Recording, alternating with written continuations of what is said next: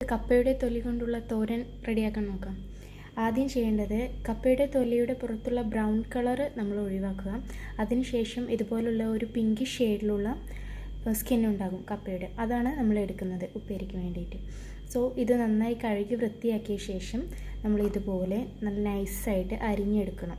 ഇത് ഏത് ഷേപ്പിൽ വേണമെങ്കിലും അരിയാം. ഞാനിത് നീളത്തിൽ അരിഞ്ഞു എന്നുള്ളത്, നിങ്ങൾക്ക് ഇഷ്ടമുള്ള ഷേപ്പിൽ അരിഞ്ഞെടുക്കാം. പിന്നെ ഇതിലേക്ക് ആവശ്യമുള്ളത്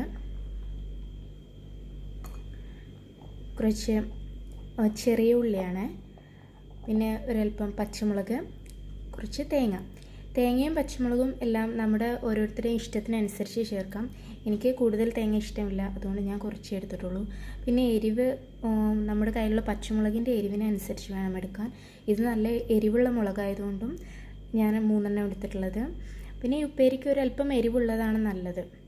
പിന്നെ ഞാനിവിടെ ഒരു 8 ചെറിയ ഉള്ളി എടുത്തിട്ടുണ്ട്. ഇനി നമുക്കിത് എങ്ങനെയാണ് തയ്യാറാക്കുന്നതെന്ന് നോക്കാം. ഉപ്പയിൽ കുറച്ച് വെള്ളം ഒഴിച്ചിട്ട് തിളപ്പിക്കണം. നമ്മൾ ആദ്യം കുറച്ച് വെള്ളം ഒഴിച്ചിട്ട് ഇതുപോലെ നന്നായി തിളപ്പിക്കുക. എന്നിട്ട് നമുക്ക് ഈ വെള്ളം ഒഴിവാക്കണം, കംപ്ലീറ്റ് ആയിട്ട് ഡ്രൈൻ ചെയ്ത് കളയുക. അതിനുശേഷം വീണ്ടും അല്പം വെള്ളം ഒഴിച്ച് അതിലേക്ക് ഉപ്പും ഇട്ട് വേണം കപ്പയുടെ തോല് വേവിച്ചെടുക്കാൻ. കാരണം ചില കപ്പയ്ക്കെല്ലാം ഒരു പശുപശുപ്പുണ്ടാകും, അത് ഒഴിവാക്കാൻ വേണ്ടിയിട്ടാണ് ഫസ്റ്റ് തിളപ്പിക്കുന്ന വെള്ളം നമ്മൾ ഒഴിവാക്കുന്നത്. ഇപ്പോൾ നന്നായി തിളച്ചിട്ടുണ്ട്. ഇനി നമുക്ക് ഗ്യാസ് ഓഫ് ചെയ്തിട്ട് ഈ വെള്ളം ഒഴിവാക്കാം. ഇപ്പോൾ നമ്മൾ ഫസ്റ്റ് തിളപ്പിച്ച വെള്ളം ഫുള്ളായിട്ട് ഡ്രെയിൻ ചെയ്ത് കളഞ്ഞു. ഇനി വളരെ കുറച്ച് വെള്ളം ഒഴിച്ചിട്ട് നമുക്ക് കുറച്ച് ഉപ്പും കൂടി ഇട്ടിട്ട് ഇതൊന്ന് അടച്ച് വെച്ച് വേവിച്ചെടുക്കാം. ഉപ്പ് നമ്മുടെ പാകത്തിനിടുക. അതിനുശേഷം ഇനി നമുക്കിതൊന്ന് അടച്ച് വെച്ച് സിമ്മിലിട്ടിട്ട് ഒന്ന് വേവിച്ചെടുക്കാം. നന്നായി വെന്ത് വന്ന് നോക്കാൻ ഇതിൽ നിന്ന് ഒരു പീസ് എടുത്ത് ഒന്ന് കടിച്ച് നോക്കിയാൽ നമുക്ക് മനസ്സിലാവും വെന്തോന്ന്. നമുക്കിതൊന്ന് അടച്ച് വെച്ച് വേവിച്ചു. ഇനി നമുക്ക് ഒരു ചട്ടിയിലേക്ക് കുറച്ച് വെളിച്ചെണ്ണ ഒഴിക്കുക. അതിലേക്ക് ഒരല്പം കടുകിട്ട് പൊട്ടിക്കുക.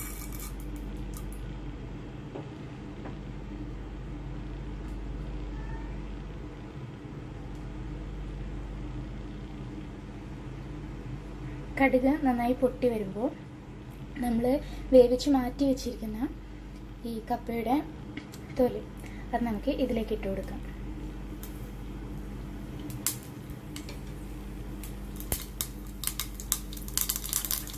കടുക് പൊട്ടി വരുന്നുണ്ട്. നമുക്ക് ഈ കപ്പയുടെ തൊലി നമുക്ക്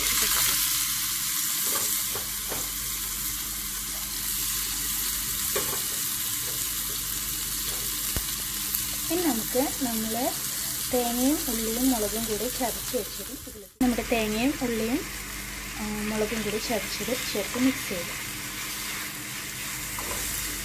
ഇതൊരു 2 മിനിറ്റ് ഇളക്കി കൊടുക്കുക. ഇത്രയേ ഉള്ളൂ. വളരെ സിമ്പിളായിട്ട് നമുക്ക് തയ്യാറാക്കാൻ പറ്റുന്ന ഒരു ഉപ്പേരിയാണിത്. എല്ലാവരും ട്രൈ ചെയ്ത് നോക്കണം. അപ്പോൾ ഇനി നമുക്കിത് സെർവിങ് പ്ലേറ്റിലേക്ക് മാറ്റാം.